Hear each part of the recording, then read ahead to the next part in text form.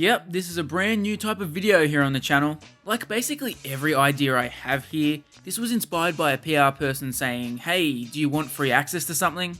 Me, being the complete shill I am, said, sure do, and that gave birth to Popcorn Fridays, which is a show where I can give short reviews on animated films. These videos will probably be an infrequent thing, and I'm not even 100% committed to making more of these. If you guys would like to see more of these videos, watch the video and let me know in the comments below. The film I'm looking at today is Lava, an Argentinian animated film that was initially released in Argentina in late 2019, before the cursed times truly began.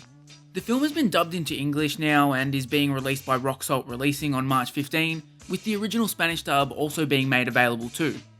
It's directed by Aya Blasco. This is his second film he's directed, the first being El Sol, or Sun as it was called in its English release. He actually made his live action directorial debut in 2022, so he's obviously getting a fair bit of work at the moment. To give this very niche release a bit of oomph outside of Argentina, they've roped in Janeane Garofalo as their big name star.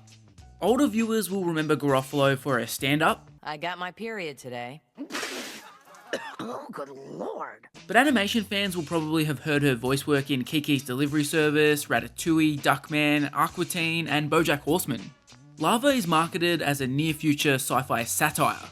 Garofalo plays Deborah, who's a lonely tattoo artist. She's joined by an eclectic group of friends as they navigate the end of the world that is initially sparked during the finale episode of a Game of Thrones parody. The subliminal message broadcast during this episode sets in motion a bunch of insane events, including gigantic cats and snakes, gigantic witches, and just overall mind control. There's quite a lot going on in that story premise, and it's a whole lot to pack in when you realise the credits hit after about 1 hour of runtime.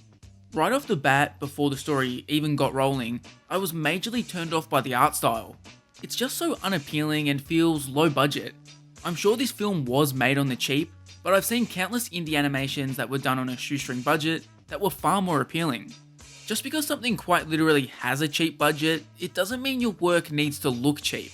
It's odd because in many cases I like a lot of the background artwork, which clearly shows that there's talent involved here, but once anything is in motion, it gets a big no from me. It's strange, but not entirely surprising, that some of the most fluid animation in this whole production is dedicated to Deborah's bouncing tits. This film is ridiculously horny for Deborah. Go the fuck to horny jail, my guys. You'll probably notice that the mouths in this film are moving at 1,000,000 miles a minute a lot of the time. This was super distracting at first, to the point where I was just watching their mouths flop around rather than giving attention to other far more important aspects of the film. I also have no idea how they just got away with using all of these copyrighted logos throughout. You'll legitimately see Batman and Apple's logos tattooed on people here, which is odd. There's no way they actually paid to license these, right? While the animation is a pretty big miss with me, it doesn't hold a candle to how big of a mess the story and writing are. I will admit, I enjoyed the writing for the first 5 minutes. It all starts with Deborah and her friends getting together to watch the finale of Game of Clones. This is a really down-to-earth section of the film, particularly because they're torrenting it to watch it. Something about this just felt so relatable. In Australia, the vast majority of people who watched Game of Thrones did so via illegal means, because most people don't want to get cable TV for a single show. But once shit starts hitting the fan during the subliminal messaging I mentioned earlier, well, that's where this film flies off the rails. This entire film feels nonsensical. It feels like it's trying to be weird for the sake of weird, but it doesn't pull it off in the way a great Adult Swim or bizarre cult film does. One of the biggest issues with the writing is that they try to cram 1,000,000 different plot threads and story ideas into the film. This would have been an issue even if the film was 3 hours long. Lava has a runtime that is 1/3 of that, so you can imagine how disjointed this feels. Story ideas start, falter, and then get abandoned in literal seconds at times. It's telling that after watching this film, I can barely tell you what the hell happened. It starts off simple enough, with subliminal messaging causing some sort of mind control.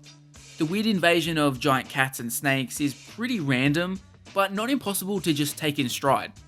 It seems the ultimate goal is to get people to tattoo this thing? I don't know, because this plot thread never goes anywhere or gets resolved. The film literally ends without a resolution. Deborah just hops on a train and then stares at something off in the distance. We've quite literally never seen this environment before, so it means absolutely nothing to the viewer. The best way to describe the narrative is that it feels like a Mad Lib. The plot just randomly plonks in characters and elements out of nowhere. All of a sudden the characters are saved by a bus driver. Oh no, the bus driver's dead. Now there's a little girl helping them. I don't know, she's never really introduced. Then there's a gigantic witch, sure, why not? Outside of the main 4 friends in the film, none of the characters are introduced to you. I thought I'd missed an entire section of the film when this little girl started contributing to the plot, but nope, it's just insane writing. Naturally, she exits the plot in a similar fashion, literally just wandering off, never to be heard from again. At one point the plot takes a random detour to have some boy and relationship drama that feels completely out of place. Even worse is that they start pushing this bisexual plot point out of nowhere too. They pause the film to have these 2 female main characters go, oh, I don't know, maybe I'd be open to being with a woman. This isn't inclusion or being diverse. This is some sort of weird fetishization of bisexual women. It seriously feels gross the way they pull this out of nowhere and have it serve no purpose to the plot. Watching this film must be what it feels like to have a stroke. There were at least half a dozen times, and may I remind you that this film is 1 hour long, that the plot makes you think you blacked out and missed a bunch of story. Am I being punked here? As I mentioned, the film just ends with no conclusion. It's completely vague and not in a way that is interesting or thought-provoking. The ending only provokes thoughts of, did they run out of money or interest at this point and decide to just cut to black? The insanity doesn't even end there though, because there's these weird vignettes tacked onto the end. One of them feels like it's a preemptive shot at critics who would call this film nonsensical, which is like, okay, good for you for realizing your film makes no sense. These vignettes feel like a shitty knockoff version of the kind of quirky and random animation projects you'd see on YouTube in 2009. Those were fun and novel at the time, these are cringeworthy. I think the most offensive thing about Lava is that it has absolutely nothing to say. Generally, a batshit insane, off-the-wall film like this is doing so to demonstrate a message. Lava isn't doing that. It has nothing to say about anything. I've tried desperately to apply meaning to this, but you just can't. Sometimes it feels like they're going for a phones/technology is bad angle, which is a ridiculously tired and cliched take. Other times it feels like they're trying to say artists aren't appreciated enough, or as if they're trying to comment on the working conditions of animators.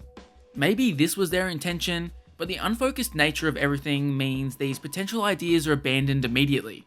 My final thoughts are on the voice acting. Garofalo is fine. I can't imagine the reaction she had to some of the lines she was given, but she does an admirable job.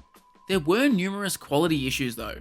Most of the time they don't even try to match the English dub to the lip flaps.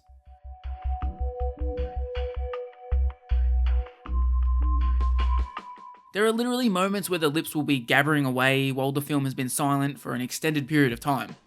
And then there's one line from Deborah's ex-boyfriend that sounds like it was recorded via Skype on a set of iPhone headphones.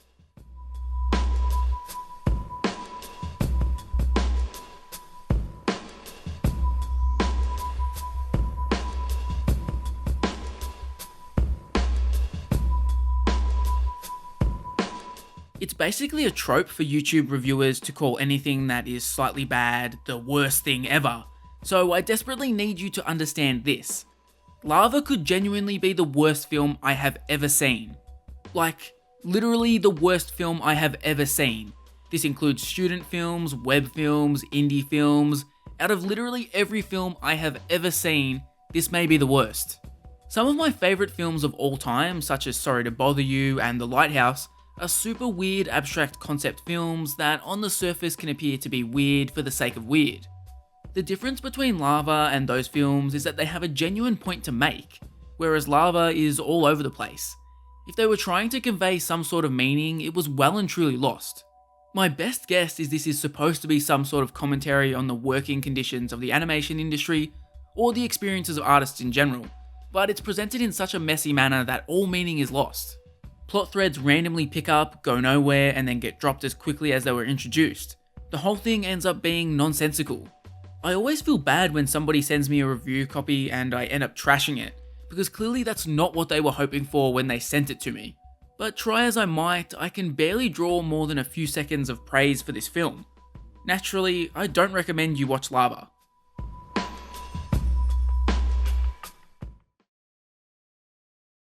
So that's my review of Lava and the pilot episode of Popcorn Fridays. Is this a format you'd like to see more of in the future? Obviously, if I was to continue this series, I would cover films that are far more relevant and interesting to you guys, but I thought that using a free screener as a pilot episode wouldn't be too bad. Let me know your thoughts in the comments, and if you've got any suggestions for animated films for me to cover, comment those too.